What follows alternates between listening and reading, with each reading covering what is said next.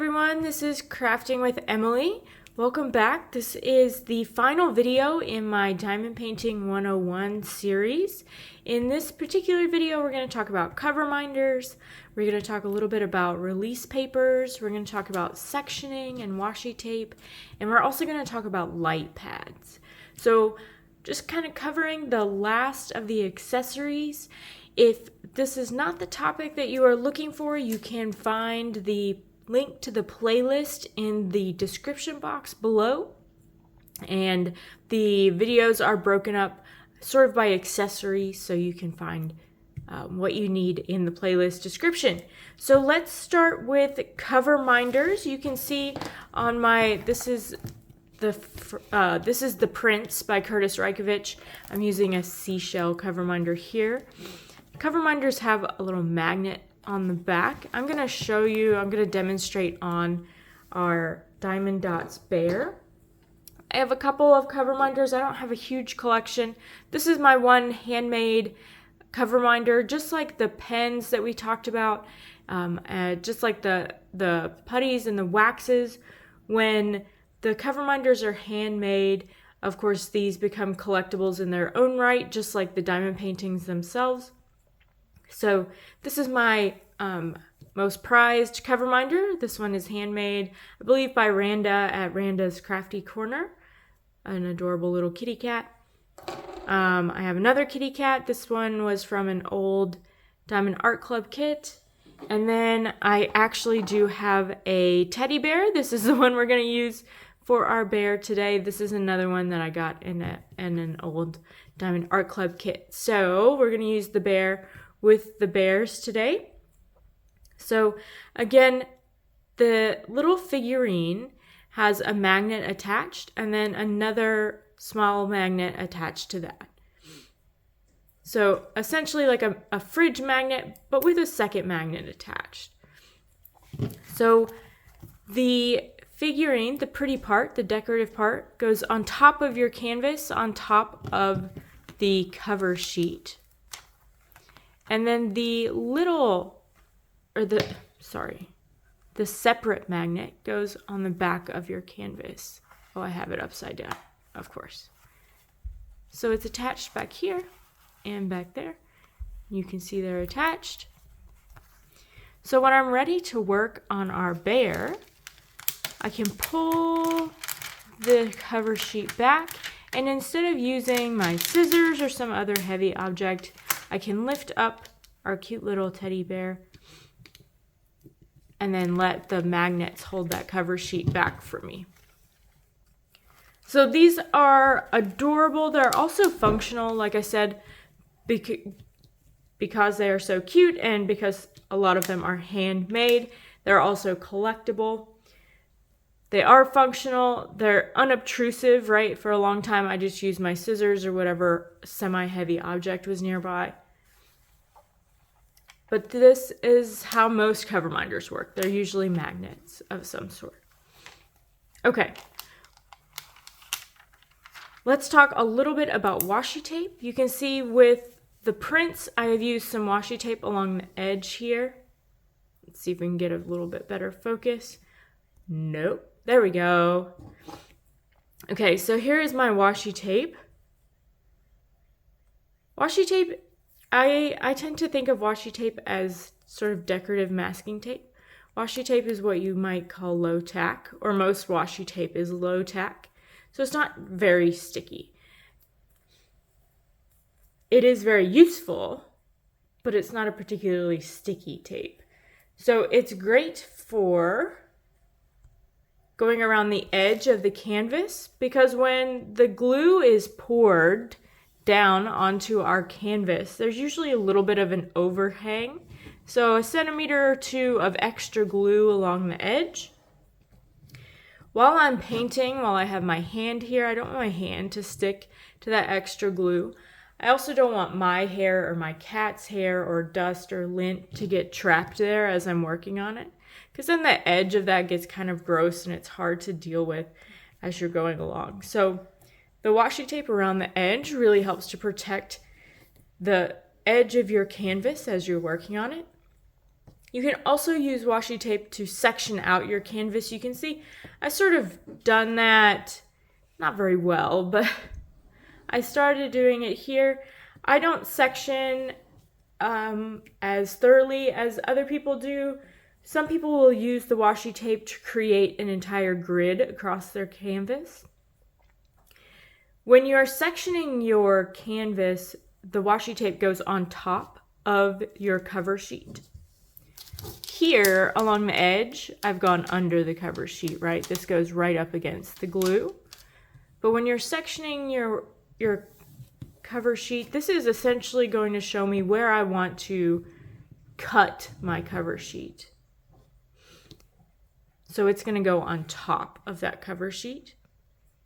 You can make it into a grid. You can do what I've done here, which is essentially just use a piece. I'm going to keep moving this piece of washi tape around my canvas. It's just going to give me a general guideline. I don't want to commit to an entire grid because I may change my mind about how I'm going to continue painting my canvas. If you're interested in sectioning, Diamonds and Washi has a really great tutorial on how to do that really well. But this can be really convenient because it gives you a great place to start, or a great way to break up your canvas into pieces. Okay, what if, there we go. What if you're not interested in using this plastic cover sheet at all? There is such a thing called release papers. I don't have any on hand to show you, but release papers are essentially small squares of non-stick papers. A lot of them are decorative, so again, collectible items, but you would take the entire cover sheet off, or maybe half of the cover sheet. You could cut the cover sheet, however you want to do it. And you would replace the cover sheet with those release papers. And then as you want to work on your canvas, you would remove one release paper and you would work on that small section. And then once that section is covered in gems, it doesn't need to be covered by your cover sheet or your release papers, so then you can move on to the next section. If you hate the cover sheet, but you're not interested in investing in release papers, I do have another option for you. And that is parchment paper.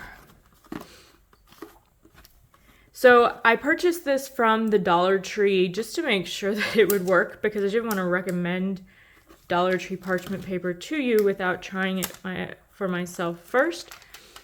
So let's get a sheet out. I have tried this already, but I wanted to demonstrate for you.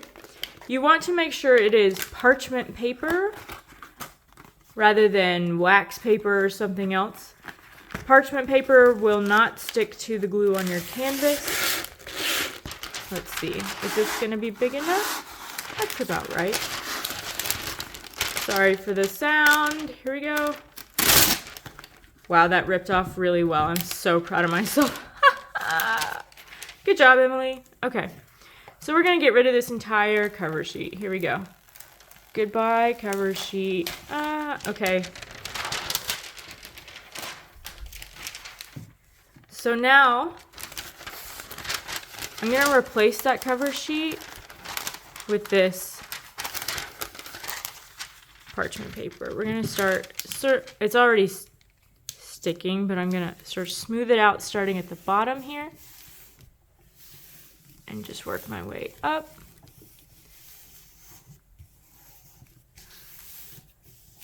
There we go. So that's a little bit lighter than the cover sheet. And you can see it's not sticking to the canvas. So now what I can do, I can use my Coverminder the same way that I was using it on the cover sheet. You can also cut this as you go. This folds. Obviously, because it's paper, it folds much easier than the cover sheet, so you don't really need a Coverminder. You can also cut these into your own release paper squares, which is what I've done here, just to demonstrate for you. So you can cut these into your own release paper squares. This is not what release papers actually are. So if you're paying for release papers, they're going to be much thicker. Most release papers are reusable, so they're going to be a much thicker product. You can obviously reuse these pieces of parchment paper, but they are going to get wrinkled over time. But this is a good solution. You obviously get a whole roll of parchment paper for $1.25 in this case, which if you hate the plastic cover sheet for whatever reason, this might be a good solution. Okay? All right. Let's talk about light pads. Okay, this is my light pad. This is a relatively small light pad. I believe it's an A3. It's a relatively small light pad. When I found out that light pads existed, I needed to have one right away. So this is the $8 light pad from Hobby Lobby, because my Hobby Lobby is 10 minutes away, and like I said, I needed to own one immediately. I could not wait for shipping. So light pads generally operate by USB. So there's going to be a little cord that goes in. There's a touch screen button here. Typically you'll have 3-ish settings. So this is the first one, second, third, and then we're going to turn off. So the purpose of this is that your diamond painting will sit on top, and the light shines up through the diamond painting so that the symbols appear more clearly as you're working. It can be really helpful, especially if you're working on a particularly dark painting or a dark area in a painting, or if for whatever reason the symbols are not very clear to you. So let's go ahead and turn this on. You can kind of see how the light really makes everything a little more legible, and as you change the settings, obviously, you get more light. One thing I do want to point out about the light pads. It can be frustrating because these buttons, I think this is true across all light pads, no matter the size or the manufacturer.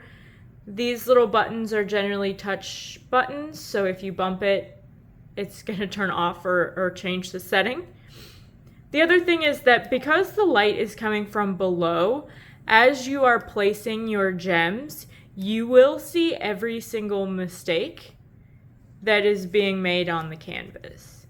So if things are not perfectly straight, it will be very clear to you because there is light shining from below, and you'll see any gaps or unevenness or crookedness in what you are working on. And what you need to know is that as you are filling a grid like this, by virtue of filling the grid, most times things will straighten out. You also have tools like straighteners. We've talked about this in other videos. We have straightening tools.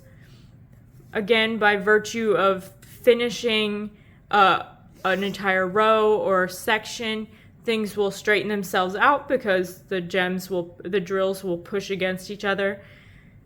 So if you are using a light pad and you are feeling very discouraged, I would highly recommend that you turn the light pad off and step away from the project for a few minutes and come back, look at it without the light pad, because this is not how you view your diamond painting when it's finished. No one is viewing the diamond painting with a light shining through from behind when it's done. You're viewing it on the wall or however, whatever you do with your diamond painting. So just be aware that the light pad is very useful, but it's going to show every little error. Or not error, but if you're not perfectly on each little grid line, you're going to see that as you are using the light pad. Okay? I think that's everything that I have for you. If you have questions or you want me to cover something else, please let me know in the comments. If you found this helpful, please let me know in the comments. I really appreciate you all hanging out with me, and I'll see you in the next video. Bye, everybody.